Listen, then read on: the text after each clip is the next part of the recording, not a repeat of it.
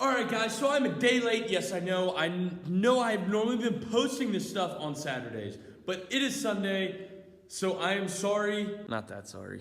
But that is because me and my dad went to the Army-Navy football game, which was an amazing experience. Him being a Navy veteran and me being an Army veteran, we were butting heads the entire time, and it was so much fun.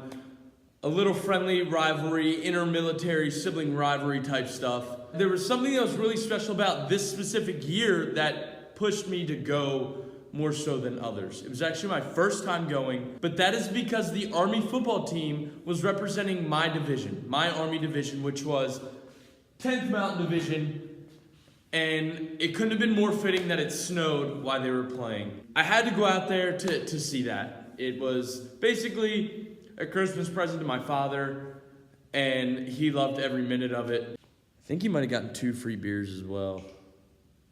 I don't know how he pulled that off. It was just an amazing experience overall. It is a memory that me and my father will have together for the rest of our lives, and I love that. My dad is awesome. I love him to death. He's always there for me, and to see him enjoy something like that is also fun for me as well, because I know he would do the same for me. But basically, Army won, long story short. Navy made a 48-yard field goal attempt and missed. They choked.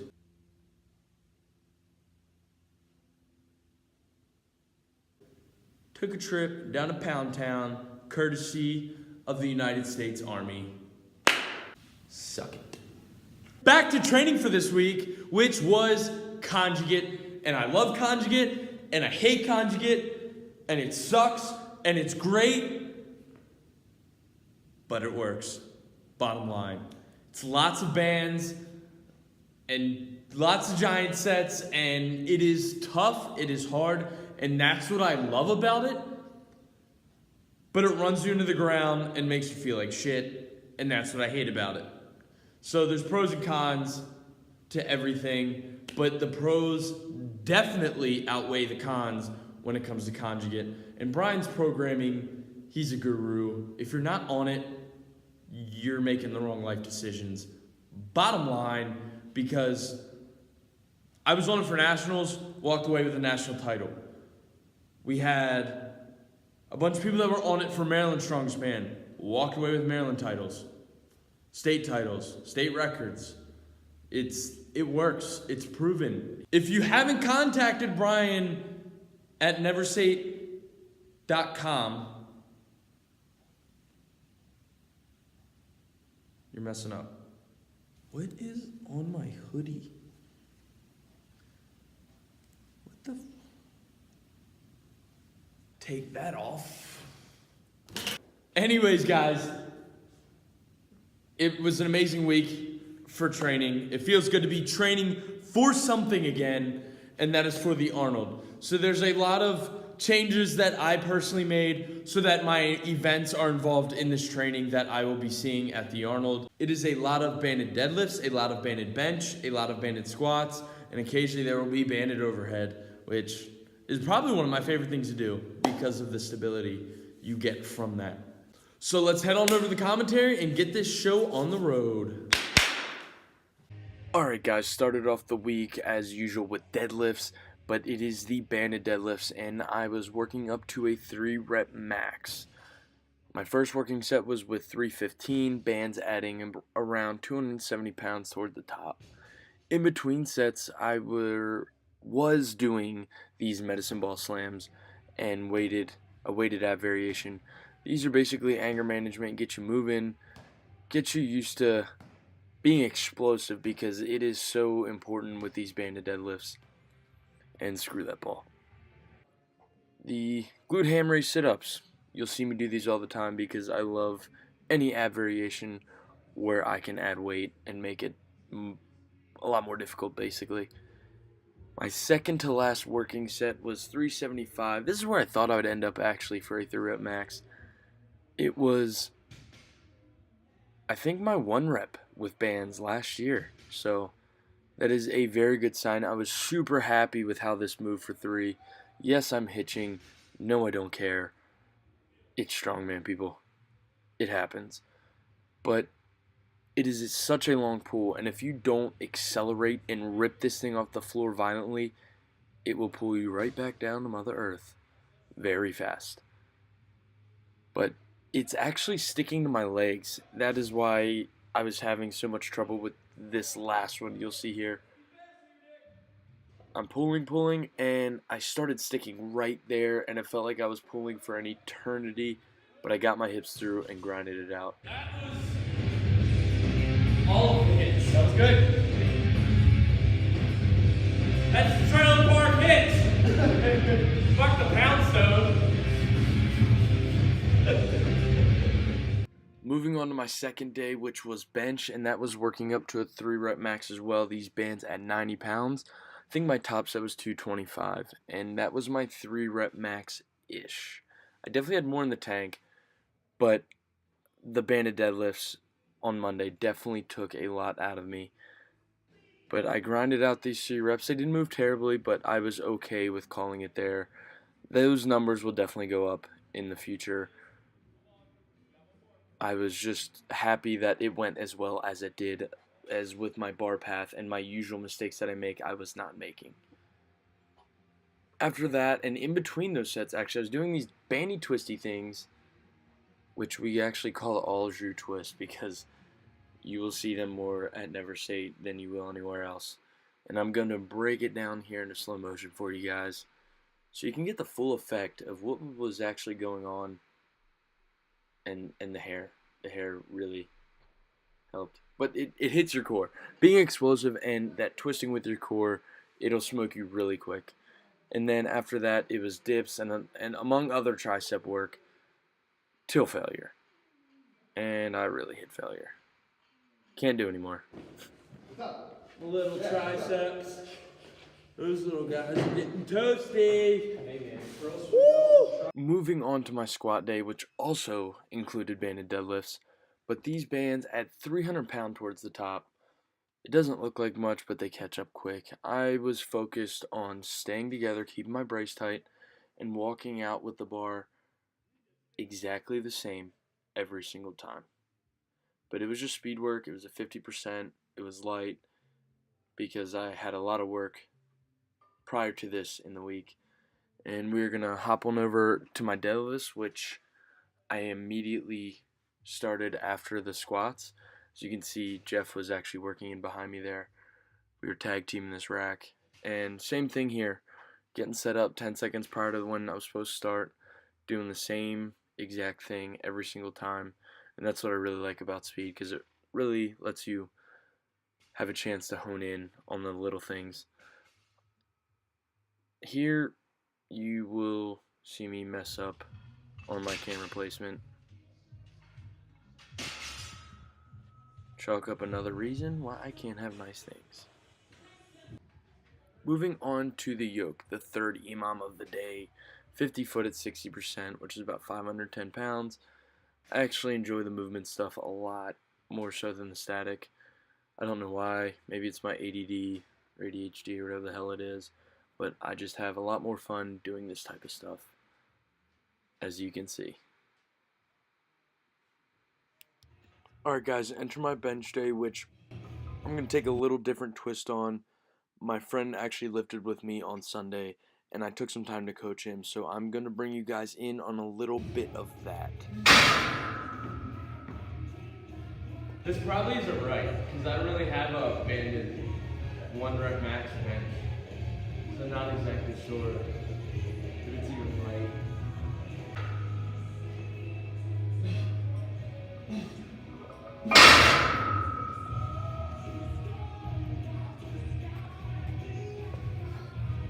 I always just keep going this way. But put your eyes, that's like, I try to put my eyes, like the top of my eyes.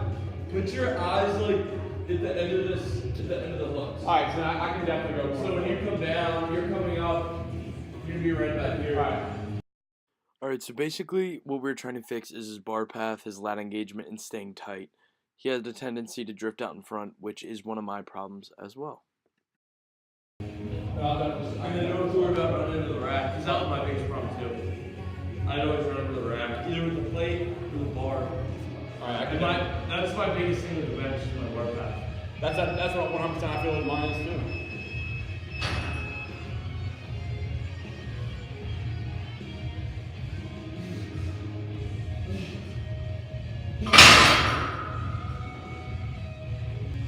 Technically, I'm surprised they allowed it before.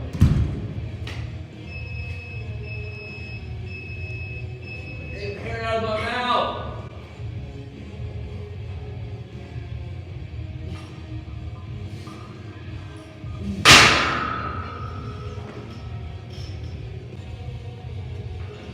Alright, here are those. Break the block. Snap the block. Snap. Good. Something go on easier. Yep. Okay, so if you notice how far out above his eyes he's not really over them, he's out in front of them, and that is my problem as well, so I pick up on that really quick because I'm super conscious of it myself. So, rack, snap the bar. When you rack, so pack your lats, screw your shoulders in. Screw your shoulders into the bench. The only thing that should be on the bench is your butt, and your upper back, and your traps. Alright, so basically what's going on here is we're really honing in on his bar path and that lat engagement, which is why I was telling you to snap the bar like a stick. That helps you tuck your elbows and pack your lats and get super tight. Here, I'm not actually lifting up, I'm just pushing it back towards his eyes, so he knows what it feels like to have the right bar path.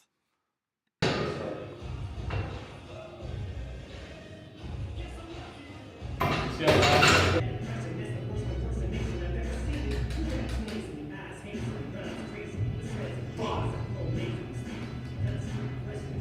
There we go. Moving on to some strict press speed work, and it is pretty much the same as my deadlift and my squat speed work. Getting under the bar, getting set early, so I'm not rushing, and I'm just ingraining those cues to make it mechanical, so it's the same every single time. I got 30 seconds to pick my nose, I guess.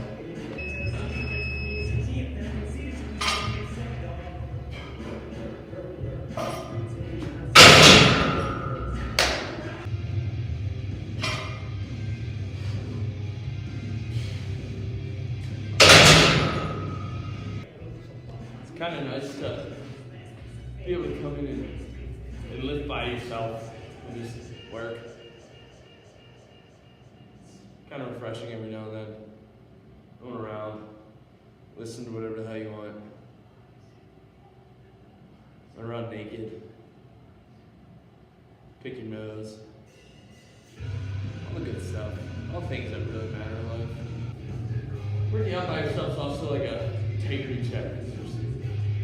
There's no one here but yourself to keep you accountable for the work that you've done. So it's completely and entirely in your hands to do what you need to do for that day, for that workout. Like at the end of the day, it's only you only get out what you put into it. I mean, you can't cheat weights. 225 is 225, 200 pounds is 200 pounds. I mean, the reps that go to it, it's all up to you. How bad you want it. You know, I don't like to be outworked. Alright guys, so this is the one motion clean and press and or Viper press, which is virtually uncharted territory for me. Program called for working up to an 80% and working that, but I don't have an 80%. I don't have a 10% because I've never really done this. So this was a huge learning experience for me, and as frustrating as it was a lot of fun. It was basically coming down to me figuring out the timing for all the moving parts in this. Now I can clean and press 250 pounds on a log at any given moment, any given day, not a problem. But to do it like this, it puts a different twist on things. So I'm just going to let you sit back and watch and see the frustration and trouble that I had with this lift before it actually went up.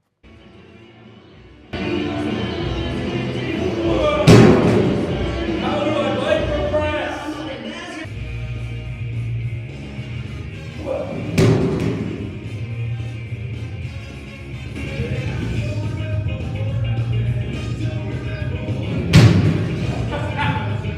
Oh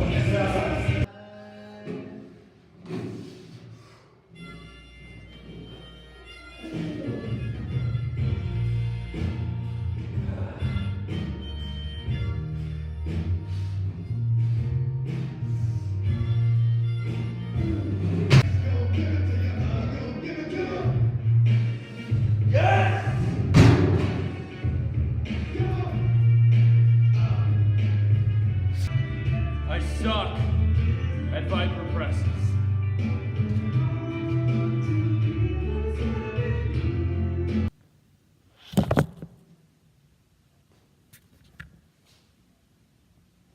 Let's try that again.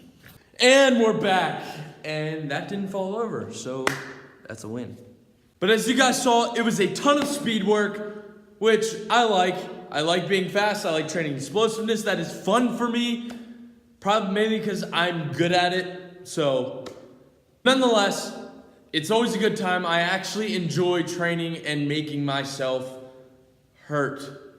Not like injured hurt, because that's bad. But like, this sucks, and I know most people don't want to do it. That's good. Another thing was when I was helping Brandon. He's one of my childhood friends. Known him, been friends since like 7th grade. Very long time. So by helping him, it also helps me, and he takes instructions so well. So it's not a problem. Me and him got in here, got after it. He had to leave early. I continued my workout. Then I had to clean. So I've been here most of the day. It is Sunday.